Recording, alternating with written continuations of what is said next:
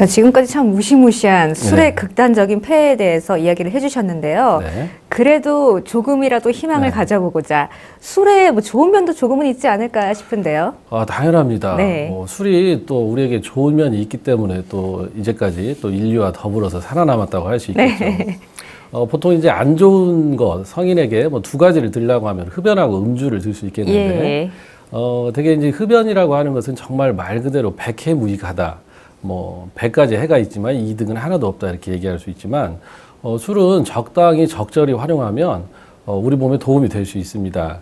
이 되게 이제 술의 성질이 다 따뜻한 것이거든요. 네. 그럼 이제 따뜻하면은 우리가 혈관을 확장시키면서 혈액순환을 좋게 해서 이 몸을 따뜻하게 그렇게 덮여주는 그런 효과가 있을 수 있습니다.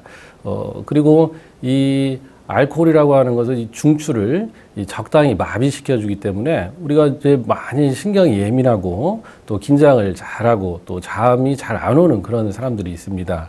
예, 그런 사람들은 이 적당한 술을 드시게 되면은 이 중추가 어느 정도 마비가 돼서 사람이 느슨해지고 유해지고 예. 이런 측면이 또 있습니다. 그래서 우리가 보통 이제 약주라고 하지 않습니까? 네. 그러니까 적당히 이제 약처럼 먹을 수 있는 술이다. 되게 이제 이렇게 몸이 차가운 사람들이 이 따뜻한 성질의 술을 이렇게 드시면은 좋다라고 하는 것이죠. 그래서 옛날에는 실제로 우리가 약술이라고 하는 게 있지 않습니까?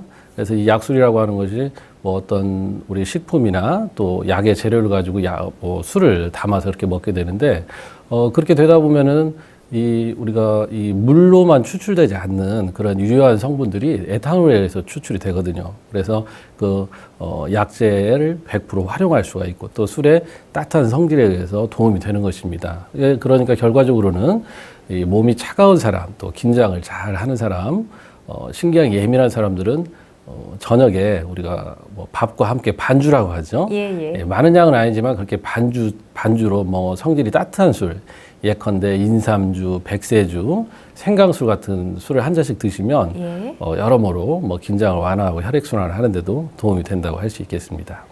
방금 예로 들어주신 인삼주, 네. 생강주 이런 것들은 성질이 따뜻한 술이라고 하셨는데요. 그럼 반대로 차가운 성질의 술도 있을까요? 네, 우리가 술이라고 하는 것은 뭐 겨울에도 바다는 어는데 술은 얼지 않는다.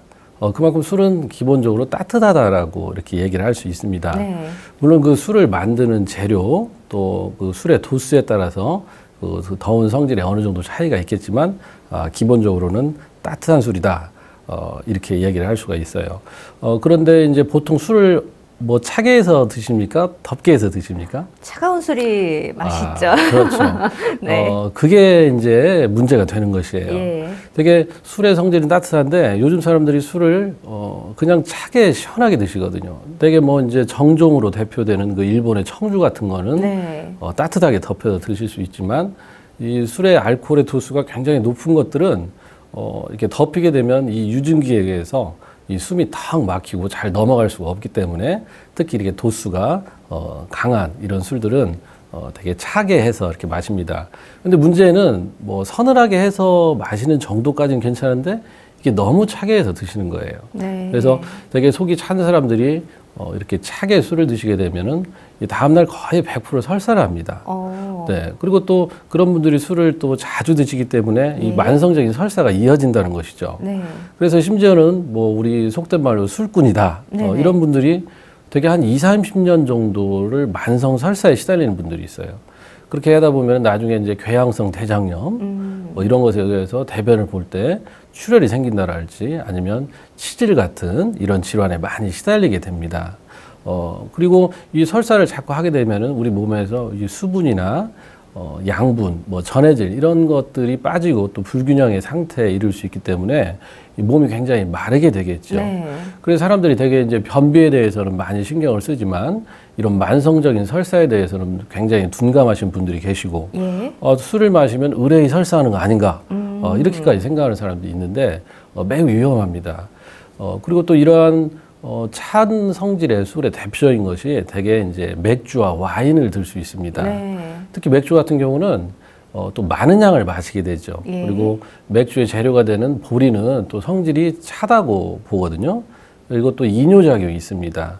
그래서 이렇게 성질이 찬 술을 차게 해서 마시고 또 설사하거나 자꾸 소변을 보게 되면 특히 몸이 마른 사람들, 마르면서 속이 찬 사람들은 굉장히 치명적으로 해가 될 수가 있습니다. 예. 그래서 이런 맥주나 와인으로 대표되는 차가운 술은 이 몸이 차가우신 분들은 좀 지양을 하고 또 뭐 인삼주나 뭐 백세주 아니면 고량주, 소주 네. 이런 더운 성질의 술을 드시는 게 좋겠습니다.